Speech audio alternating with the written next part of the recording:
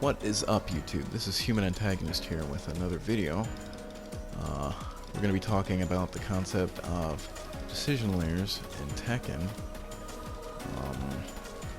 It's based on the concept of Yomi layers, but I don't think Yomi layers apply directly to Tekken. The thing with Yomi layers is that it's generally believed that they go to like 4 layers. They eventually loop back on themselves. Basically, you have a move that you really want to do, right?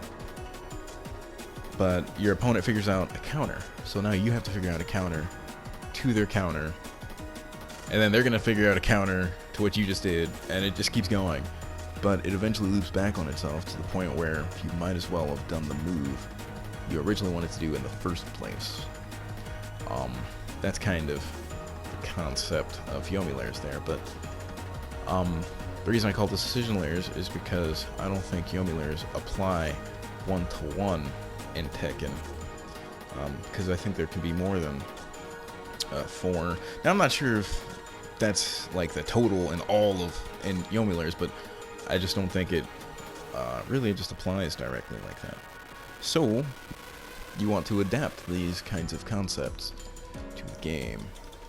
So that's kind of the gist of Yomi layers. So before we even talk about the move, because we're going to be looking at decision layers for Josie's 3, before we even talk about that, I want to say you want to make these in conjunction with your character's game plan. So how would you find your character's game plan? And by the way, you're going to have to excuse me if I make any input mistakes. I'm playing on stick. I'm a pad player. Been a good 3-ish weeks on stick. But anyway, how do you figure out your character's game plan? In my opinion, the best way to do that is to learn the character very well first. You want to learn their moves, learn their frames first, and then you want to check out professional players that use them. So, in fact, I have like 3,300 something matches with Josie, and I really just figured out how to play her a couple weeks ago. She's always been kind of a side character for me. I just kind of play her on the side, but really I figured out after I looked up Kagemaru and I saw what he did. He did a lot of 2-4, down 4-4, a lot of crouch dash, right? And so then I realized that's because that's her game plan. She wants to go into switch while standing. She wants to do switch while standing, she wants to do crouch dash, she wants to mix them up so you don't know which one's coming. If you're eager to interrupt her, she wants to do switch stance 1. And if you're eager to sidestep, she wants to do switch stance 3, which is homing low. And her switch stance 1 is actually not even down jab interruptible. So she kind of wants to do. That's her game plan. She's balanced around switch stance. She's completely balanced around switch stance. So now when we look at 3 and the layers that we're going to come up with 3, we keep her game plan in mind always. So let's talk about her 3. Her 3 is an I-13 mid that is +3 on hit and -8 on block. Now, why do I have Asuka? Because that move is very comparable to Asuka's down forward 4. This move is an I-12 mid, and it's -9 on block, and it's +2 on hit. All of these kind of keep out kicks, these I-12 keep out kicks, are kind of the same, have very similar frame data. And Josie's has very similar frame data to one of those. Asuka has one, Katarina, Nina, Eddie's is I-12, and it's -9 on block, but it's 0 on hit. But look at that. Look at the pushback on this move. This move is good for keep out, because even on block, you can backdash afterwards. Even on block, you can backdash after Asuka's down 4-4, but Josie's 3 isn't like that. Josie's 3 is not like that. It doesn't really push anything. In fact, it kind of draws you closer. When you look at things like that, you need to consider why. Why would this move draw you closer? And that is because Josie's game plan revolves around switch stance. And you have your two main moves for entering switch stance are 2-4 and down forward 4. So when we look at the plus frames from 3, this gives plus 3. 2-4 is I-12. Well, the 2, it comes out in 12 frames. So this is I-12, which means after a 3 hits, this will come out in 9 frames. And her down forward 4 is an I-14 mid. So after this 3 hits, this will come out in 11 frames. Now, I know what you're thinking. We're looking at 3. When in reality, in the neutral, I would probably rather just go for a down forward 4, because it's an I-14 mid. But anyway, we're looking at 3 here. Her I-13 mid. So, after her 3, we have 2 very good ways of executing Josie's game plan. We can do 3 into down forward 4, which will come out in 11 frames, or we can do 3 into 2-4. So 3 into down forward 4 is a mid. This would beat any of Asuka's shenanigans that she, for more evasive kind of shenanigans, she wants to do something like a back 1 or down back 1, or she wants to do a generic down 3 or down 4, or if she wants to do a back 3, or actually I don't know, that might crush. I don't think, nah, that's not gonna crush her mid. But if Asuka wants to do mids after getting hit with your 3, your down forward 4 would beat that, and if she dunked or whatever. Basically, 3 into down forward 4 is probably what you really want to do most of the time.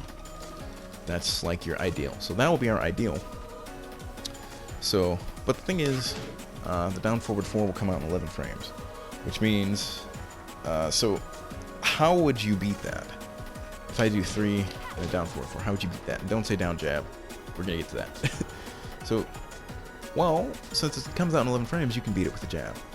So after Josie's 3, you could throw out a jab and beat her down forward 4. And yes, that would beat her down forward 4 every time. But, so now, how would you beat your opponent that jabs after a 3 to interrupt your down forward 4? Well, you can do 3 into 2-4. 3 into 2-4. That'll come out 9 frames and counter hit the jab, meaning she can't duck this, the 4. Can't duck the 4. So, we can beat any of her mids if she tries to crouch, does any shenanigans. We can beat that with 3 into down forward 4. And we can beat her jab with 3 into 2-4. But, and now for the elephant in the room, both of those are beatable with a down jab. 3 into down forward 4 are beatable with a down jab.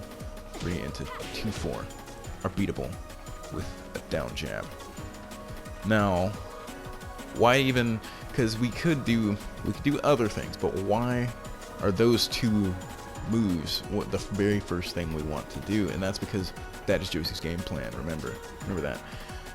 3 can be on hit can be a decent way to apply Josie's game plan.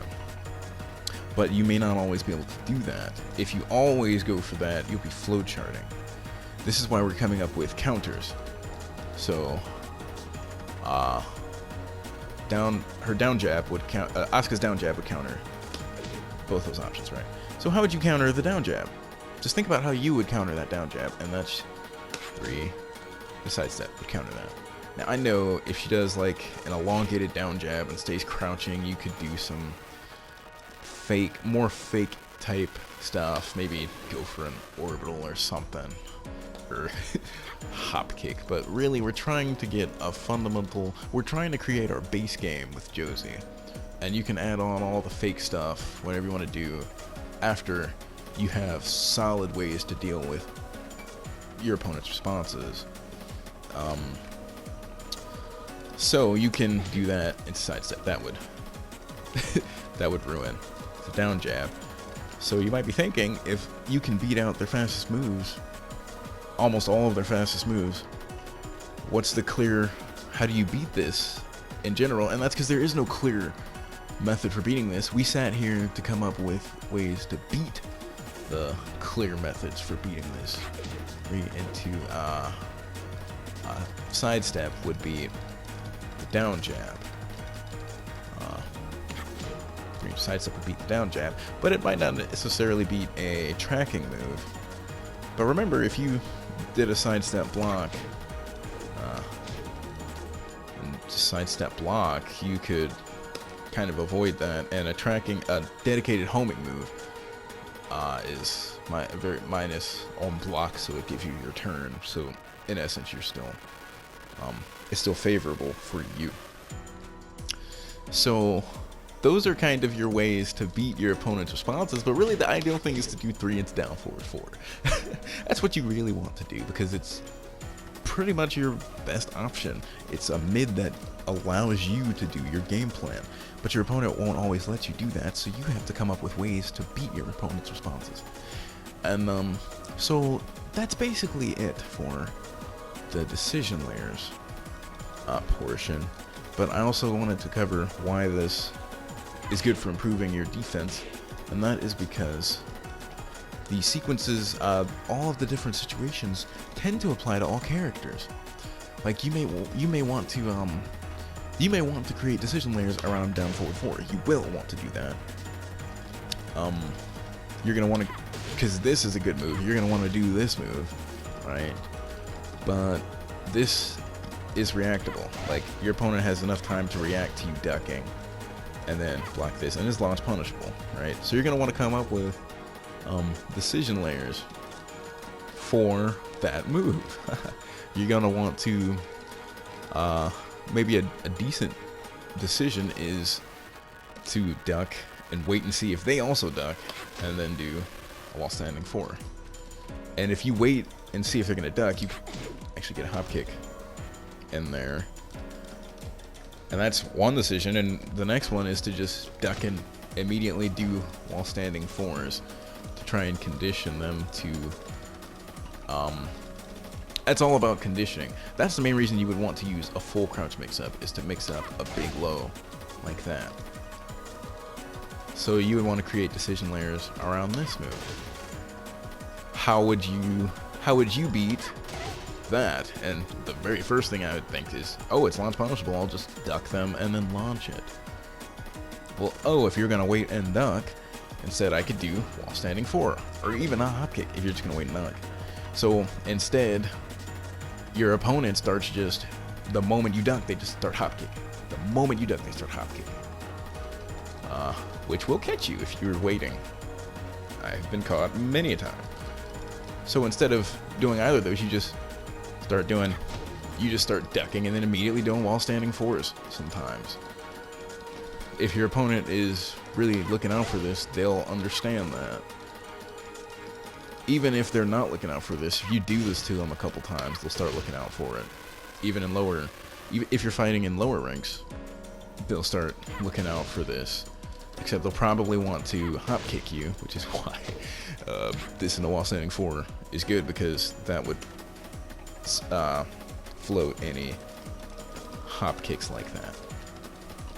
So that's basically just the concept of decision layers. Basically, there is no clear way of beating this, because you're coming up with responses to your opponent's key moves. I mean, fastest moves. So that's how you want to do it. You want to come up with ways of, you want to see how you can counter all of your own moves, and then how you can counter the counters. That's what you want to do. So, thanks for watching. I hope this helps you out.